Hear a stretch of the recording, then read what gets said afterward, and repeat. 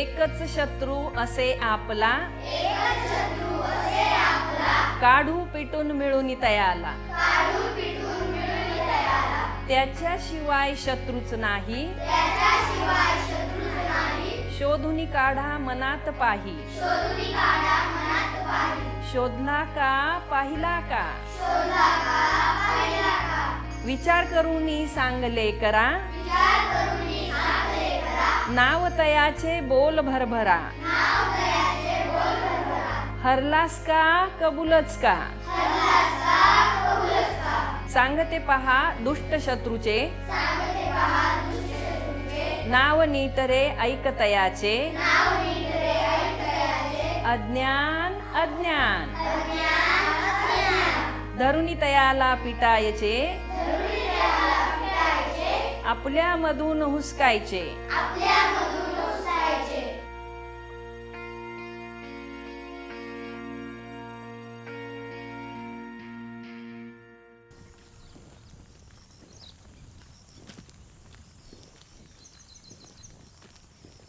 हे बघा हे माझं रोजच झालेलं आहे। थोडंसं इकडून या तुम्ही, हा रस्ता माझा नेहमीचा पायवाट येते आणि इकडून जाणे येण्याची काही भीती नाहीये, चांगला रस्ता आहे। ही जी मुलं आहे आमच्याकडे शाळेत असलेली जवळपासच्याच वस्त्यांवर राहतात, इथंच पलीकडं वस्ती आहे एक, त्या वस्तीवर 2-3 जण राहतात आणि त्याच्याच पासून थोडंसं पुढं 1 किलोमीटरच्या अंतरावर एक वस्ती आहे, तिथं 2 जण राहतात आणि इकडं डाव्या साईडला इकडं एक वस्ती आहे, तिकडं पण एक विद्यार्थी राहतोय आणि एक विद्यार्थी इथूनच जवळूनच पलीकडून येते।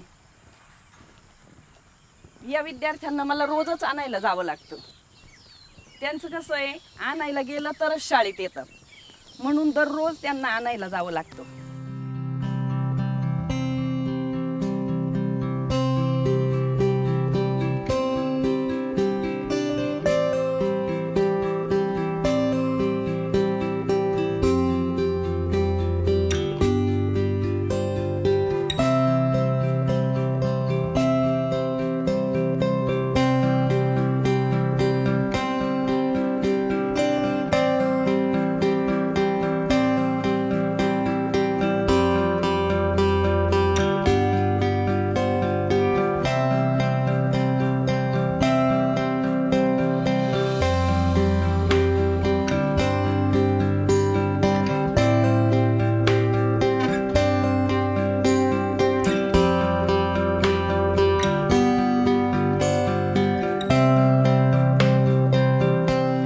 लोक शिक्षणाच्या बाबतीत मागे आहेत, मागे या कारणाने की त्यांचे जे व्यवसाय, कोणी मेंढ्या पाळतं, मासेमारी करतं, रोजंदारीने जातं, कोणी शेतात जातं, आणखी काही कामं वीटभट्टीसारखं काम या ठिकाणी केलं जातं। मग हे जे लोक आहेत, हे लोक ही कामं करत असताना आपापले कुटुंब सोबत घेऊन फिरत असतात, त्यांना एका गावातून दुसऱ्या गावात जावं लागतं आणि मग सगळं कुटुंबच सोबत असल्या कारणानं त्यांची छोटी छोटी मुलं पण त्यांच्याबरोबर असतात, आपल्याला त्यांनी मदत करावी, मग ह्या भावना त्यांच्या असतात आणि म्हणून ही मुलं त्यांना कामं करू लागतात, यामुळे मुलं शाळेत येऊ शकत नाही।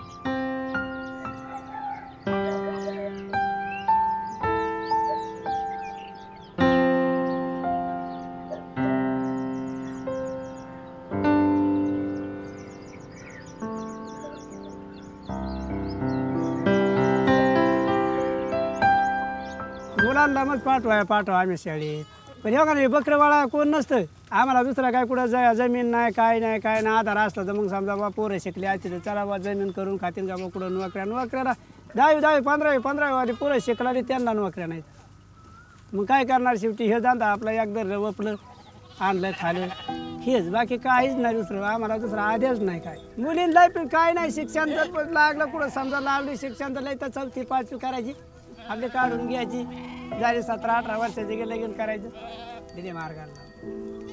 आई शेतात कामाला जाते, मग मला घरी काम पडतं, माझ्या बहिणींना सांभाळावं लागत आहे. मग घरचं काम मी धुणं धुते, भांडे घासते, घर झाडते आणि माझ्या आईला कामावरून यायला उशीर झाल्यावर स्वयंपाकात तिची थोडी मदत करते. पुढे शाळा शिकून लय मोठे दिवा लावणारे ज्याला कामाला मग काम करू लागत आहेत असं म्हणतात. मग काय कोणी नाही विचार करत, काही काहीला हाऊस राहते ते जाते शाळेत, काही काही असं काम करावं लागत आहे म्हणून काम चुकत नाही. मग कामासाठी कुठं बी जातात लांब लांब आमचे लोक. कोणी ऊस तोडायला जाते, कोणी वट्टींवर जाते, कोणाला कोणचं काम काही बी, कोणाच्या शेता बितात कुठं बी जातात कामाला. घरी हे काम करावं लागतं, जनावरांना हे द्यावं लागतं चारा. कधी पण शेळ्या जनावर आमच्या बारकाल्या कुत्रे त्यांना भाकर बिकर द्यावं लागते, त्यांची हे करावं लागते. मला पाणी बिणी अख्खं द्यावं लागते त्यांना. अजून त्यांना धुवून बिवून काढावं लागते. समजा शाळा शिकली, 12वी शिकली, 15वी शिकली, ही बकरं नाही वाळता आल्या मग त्यांनी काय खायचं? नाही का तुकडे लागत शाळाला जी शाळेला जाते ना ती नाही कामं करत. सुट्टीच्या दिवशी हा सुट्टीच्या दिवशी लागते. थोडे टेम्पल धंदेवली असते. हा ते काय एवढं का ऐकणारं माणसं का त्यांना बकरं म्हणल्यावर त्यांना द्या वाटत शिकणाऱ्या माणसं. आपण जे व्यवसाय केला तसं त्यांना येऊ शकत नाही. आपण जे केलं आपल्या हातातून गेलं ते आपण करू शकतो. आपल्याला करता येत नाही त्या बकऱ्याचं. पण त्यांना नाही, त्यांना वावा खाल्लं तरी हरकत नाही, एखाद्याने मारलं तरी अंगा असेल. त्या शिकलेल्याला नाही काय एवढं बकराचं नाही. कुणाला हे नको. आता लोकांचेच जर विचार असे असतील तर मुलांनी तरी काय करायचं? पालक मुलांना कामाला नेतात, घरी मुलं सांभाळायला ठेवतात. मग असं जर असेल, काही मुलं खेळण्यासाठी घरी राहतात, काही मुलं काम करायला लागतं म्हणून घरी राहतात, मग त्यांची शाळेकडची ओढ कमी होईल. आणि शाळेत येण्याचं त्यांचं प्रमाण जर कमी झालं तर त्यांना शाळेची गोडी राहणार नाही. आणि म्हणून पालकांनी त्यांच्याकडून जर कामच करून घ्यायचं आहे तर कमीत कमी आठवड्यातून 3 ते 4 दिवस तरी शाळेत पाठवलं पाहिजे. तुम्हाला काम करून घ्यायचं आहे ना तर करून घ्या, पण कधी? शनिवार रविवार सुट्टीचा दिवस आहे त्या काळात तुम्ही काम करून घ्या, पण आठवड्यातून 2-3 वेळा शाळेत पाठवीत जा. आता ही जी मुलं जी कामं करतात, पालक जी कामं त्यांच्याकडून करून घेतात, ती कामं करायला मुलांना आवडत नाही. आणि हे तुम्हाला त्यांचे चेहरे पाहूनच लक्षात येईल. ते चेहरे पाहूनच तुम्हाला समजेल की ही कामं करण्याची त्यांची इच्छा नाही.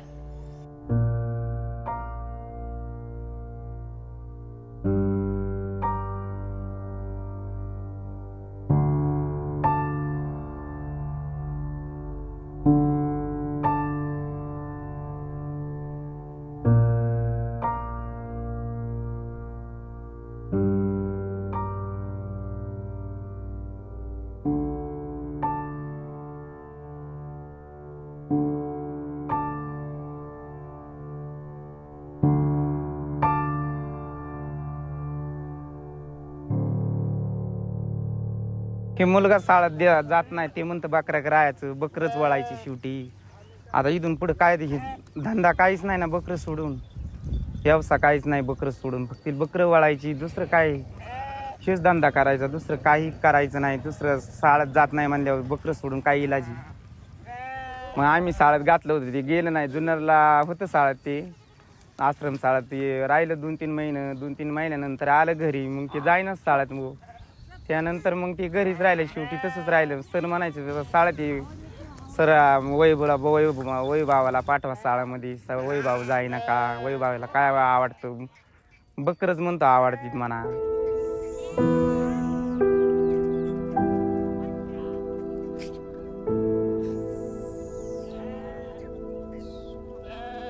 हे बारकाली बकरं घेऊन आम्ही असं बकरं घेऊन बारकाली पोरं घेऊन रानातच राहतो जंगलामध्ये.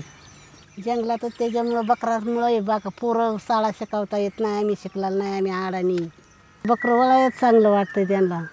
बकरा मागत आमच्या मागं झिंकते ते, आम्हीच नाही कुठं तर ते पोरं आम्हा मागं झिंकतात. बकरंच वळते ते.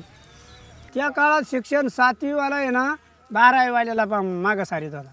त्या काळाचं शिक्षण लय भारी होतं. ना आता तर काय ते शिक्षण आलं, शिक्षण शिकवायची पिन 5-50 हजार भरायचं, लाख भरायचं, 2 लाख भरायचं, काम नाही, धंदा नाही, काय नाही, आला बोंबलत मागं. काहीच विषय नाही, काहीच नाही. पैसे भरून 4-4, 5-5 लाख रुपये भरून मागं आले. काम नाही, धंदा नाही, काही नाही. हा प्रश्न शिक्षण घेण्याच्या काळाचा नाही आहे, तर शिक्षण घेणं आणि घेऊ देणं या गोष्टीचा आहे. तर जुन्या लोकांचे जे विचार आहे, त्यांची जी मेंटॅलिटी आहे, ती आपण ब्रेक केली पाहिजे आणि या मुलांच्या मनामध्ये शिक्षणाची बीजं रोवली पाहिजे. हे काम फक्त शिक्षकच करू शकतो.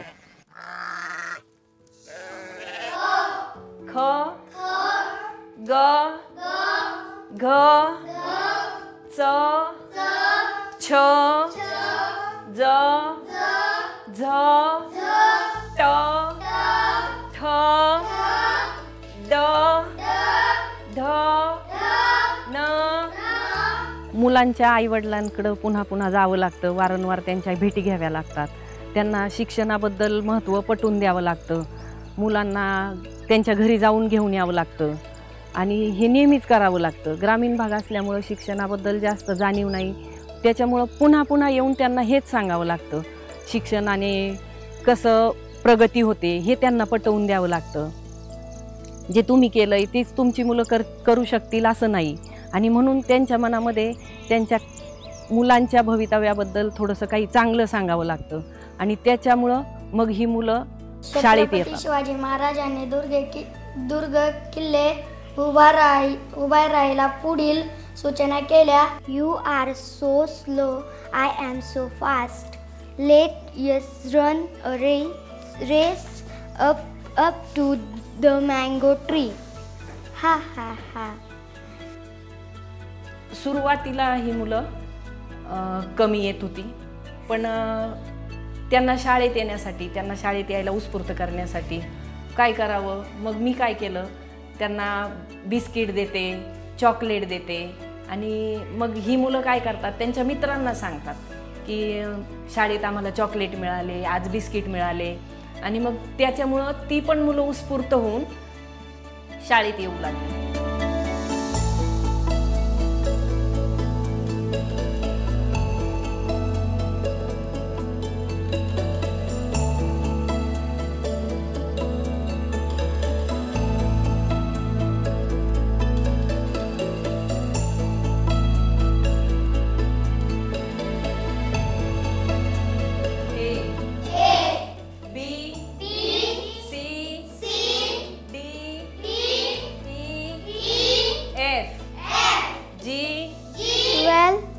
Hours in every day, time for work and time for play, 24 for day and night, some for darkness, some for light. Sparrow, pigeon, crow, parrot.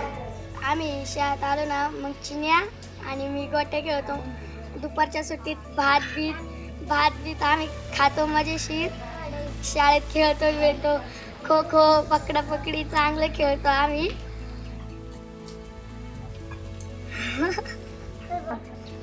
आम्ही शाळेत आल्यावर मज्जा करतो, वेगवेगळे खेळ खेळतो. खो खो, लंगडी पाणी, लपाछपी, गाण्यांच्या भेंड्या. मी मित्रांसोबत खेळते, परत अभ्यास करते, वाचते, लिखते, इंग्रजीचा अभ्यास करते, सगळा अभ्यास करते मी. शाळेत शिकलात तर त्यांचा फायदा होतो, आमचा पण फायदा होतो आणि संस्कार चांगले होतात मुलांवरती, हे महत्त्वाचं आहे. आणि ते पण आज सगळ्यांना मी सांगू इच्छितो आमच्या मेंढपाळ संघटनेला का बुवा सगळ्यांनी मुले शिकवलीच पाहिजेत. आमचा हा रोल आहे. मुले जेव्हा शिकतील त्यावेळेसच आपल्या संस्कारामध्ये सगळ्या काही गोष्टीमध्ये बदल घडू शकतो. ज्यावेळेस आडाण राहिल्यावर बदल होत नाही, बरोबर. तर मग शाळा शिकवली पाहिजे, माझं हे मत आहे. रोज शाळेत गेल्याच्यानंतर त्याच्यामध्ये ॲटोमॅटिक बदल झालेला जाणवतो.